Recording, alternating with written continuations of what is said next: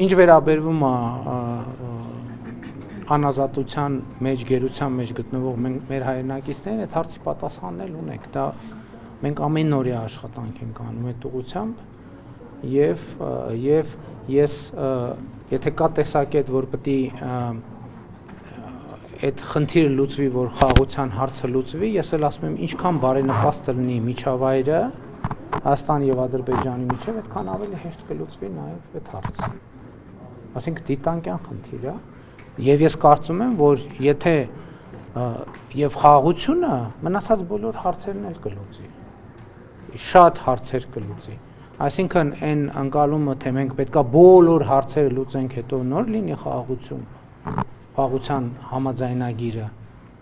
Կարծում եմ,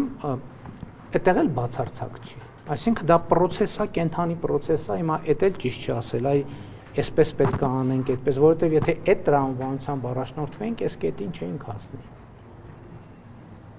Այսինքն խաղաղության այս կետին չէինք հասնի։ Հենց դրա համար է, որ մենք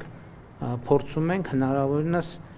հնարավորինս ճկուն մոտեցումներ ցուցաբերենք, այնպիսի ճկուն մոտեցումներ, որ տվյալ պահին մաքսիմալ համապատասխանում են Հայաստանի պետական շահերին։